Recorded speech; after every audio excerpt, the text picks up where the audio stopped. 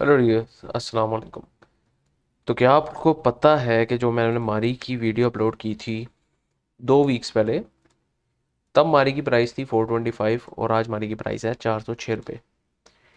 425 से 406 का निकालें हम लॉस, तो आप तकरीबन 6% का लॉस अपना बचा सकते थे, सिर्फ मेरी वो मारी की वीडियो देखकर और उसमें हमने जो डिस्कस किया था उसकी रेंजेस देख के।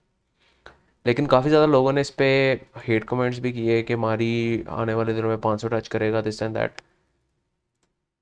लेकिन मैंने पहले ही बता दिया था कि मारी हो सकता है, because it's all about probability, कि मारी गिर सकता है।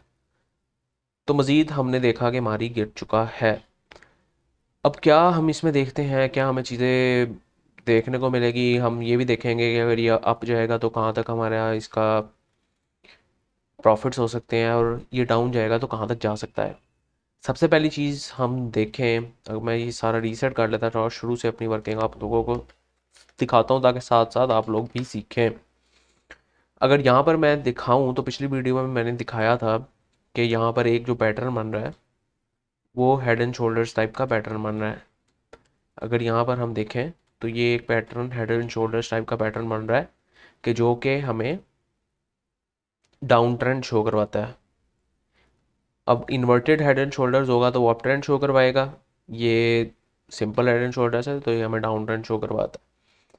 इसके मुताबिक अगर अगर हम देखें तो स्टॉक की प्राइस जो है वो गिर सकती है। इसके अलावा मज़ीद अगर हम चीज़ें देखें तो आरएसआई में देख लेते हैं, रिलेटिव स्ट्रेंथ इंडेक्स जो होता है इसका, तो वी कैन क्लियरली सी कि आरएसआई इसका गिर रहा है। इसको मज़ीद अगर वीकली में जाकर देखें तो यहाँ पर हम देख सकते हैं कि इसका आरएसआई किस तरह गिर रहा है और रिलेटिवली इसकी प्राइस हमारे पास उसी आरएसआई के अकॉर्डिंग इंक्रीज देखने को मिल रहा है, जिसका मतलब है यहाँ पे बियरिश डाइवर्जेंस भी बन रही है। तो इसका क्या मतलब है? इसका मतलब है कि स्टॉक भी गिर सकता है, मज़ीद सकता है, गिर सकता है। हम इसके बारे में श्योर नहीं होते कभी भी, कोई भी ट्रेडर या कोई भी इन्वेस्टर भी इसके बारे में श्योर नहीं होता। जो भी टेक्निकल एनालिसिस करता है सिर्फ वो प्रोबेबिलिटीज़ देखता है।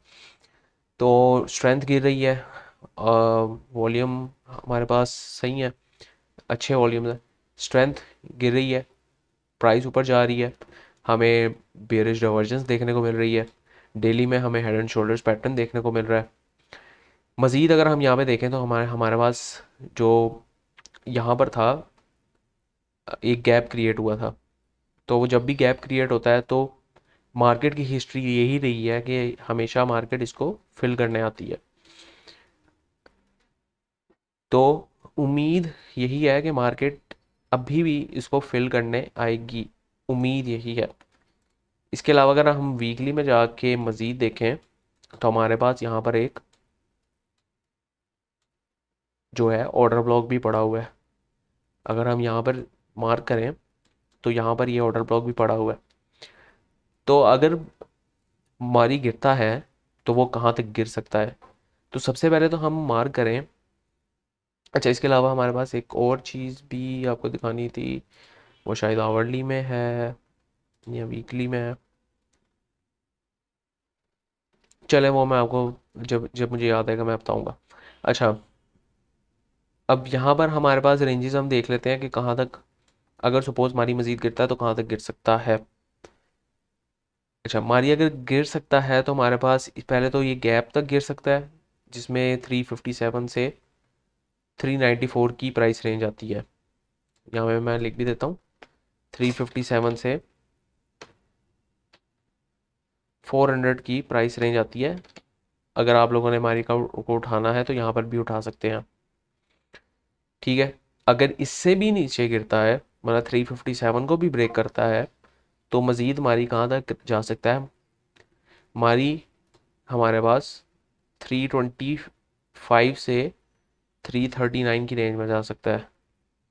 325 से 339 की रेंज में जा सकता है। तो ये एक दो इंपॉर्टेंट जोन हो सकते हैं, मार्क में वर्ड्स हो सकते हैं, कि अगर ये मारी नीचे गिरे तो यहाँ तक हम इसको अच्छी बाइंग इसमें डाल सकते हैं। इनकेस मारी नहीं गिरता और इसी तरह की बड़ी कैंडल्स बना के ऊपर चला जाता है, तो हम उसके टारगेट्स कहाँ पे सेट कर सकते हैं अगर हम स्विंग बिल्ड्स कर रहे हैं या फिर हम एक स्विंग ट्रेडर है। तो सबसे पहले तो इसका टारगेट ये होगा, 439 का एक टारगेट होगा इसका। ठीक है, यहाँ पे लिख देते हैं 439 का टारगेट होगा, इसको हम ग्रीन से मार्क कर देते हैं। पहला टारगेट ये होगा। दूसरा टारगेट इसका होगा हमारे पास 454 तक का टारगेट हम इसका ले सकते हैं। दूसरा 454 का हम इसका दूसरा टारगेट ले सकते हैं, और मज़ीद अगर ऊपर जाए तो बाद में हम रेंजेस देख लेंगे। तो अभी फ़िलहाल जो बाइंग रेंजेस हमें समझ में आती हैं वो ये हैं। मज़ीद अगर हम देखें तो इसमें हमें ये सेलिंग देखने को क्यों मिल रही है। पहली चीज़, इसमें एक बड़ा फैक्टर ये भी हो सकता है कि काफ़ी ज़्यादा लोगों को इस शेयर से, जो इन्होंने एडिशनल 10% लोगों के शेयर्स जब्त किए थे, उसकी वजह से काफ़ी ज़्यादा लोगों को इसे ट्रस्ट उठ गया। खैर वो इसका प्रॉब्लम नहीं था, वो इनकी लीगल जो भी होती हैं रेगुलेशंस वो ही थी, लेकिन लोगों को इसके बारे में थोड़ा इल्म नहीं है। वो मैंने अपनी मारी की इल्यूजन्स की वीडियो में बताई थी, जो इससे पिछली मारी की वीडियो मेरी, वहाँ पे जाके आप देख सकते हैं, जो मैंने मारी इल्यूजन्स पे वीडियो बनाई थी कि लोगों को क्या गलतफहमी थी और क्या अब वो किसकी वजह से ये स्टॉक मज़ीद गिर रहा है। तो ये भी एक मेजर फैक्टर हो सकता है कि लोग इसमें से पैसे निकाल रहे हैं। ठीक है, और अगर किसी को अभी तक मारी के शेयर्स वापस नहीं मिले, तो जब बजाते खुद मैं अपनी बात करूं तो मुझे भी अभी तक मारी के शेयर्स नहीं मिले। मैंने ब्रोकर से पूछा था, वो कह रहा था अभी हमें कोई मतलब कोई डेट वगैरह कंफर्म नहीं है, लेकिन जब सबको आएंगे आपको भी आ जाएंगे। तो जिन्होंने मारी होल्ड करके रखा है और लॉस में है, अभी मैं बताते खुद अपनी बात करूं तो मैं भी 20% के लॉस में हूँ, सिर्फ इस वजह से क्योंकि मेरी एडिशनल मारी के शेयर्स 10% घटे थे। ठीक है, और वो मेरी ब्रोकर की ऐप में लॉस हो रहा है। मज़ीद मैंने खुद जाके टैक्स जमा नहीं करवाया, तो वो वहाँ से एडजस्ट होकर जितने शेयर्स बचेंगे वो मेरे पोर्टफोलियो में वापस आ जाएंगे और मेरा पोर्टफोलियो दोबारा फिर पॉजिटिव में चला जाएगा। तो ये एक चीज़ थी। तो अगर तो आप लोगों को कोई सवाल हैं तो नीचे मेंशन करें, काफ़ी ज़्यादा लोग भी अच्छे अच्छे जवाब दे देते हैं, और जो रह जाएंगे वो इंशाल्लाह मैं कवर करने की कोशिश करूँगा। तो उम्मीद करता हूँ आपको ये छोटी सी वीडियो पसंद आई होगी। लोग कह रहे थे कि इस पे वीडियो बनाएं, इसके टारगेट्स क्या हो सकते हैं, इसकी फ्यूचर ग्रोथ के बारे में। नो डाउट ये मारी एक बहुत अच्छा प्रॉमिसिंग शेयर है, और अगर इसको लॉन्ग टर्म के लिए होल्ड किया जाए तो अच्छे प्रॉफिट्स दे सकता है। तो उम्मीद करता हूँ आपको वीडियो पसंद आई होगी, थोड़ी सी भी वैल्यू मिली है तो मस्त share, subscribe, like. Next time के लिए भाई को याद दीजिए। अल्लाह हाफिज़।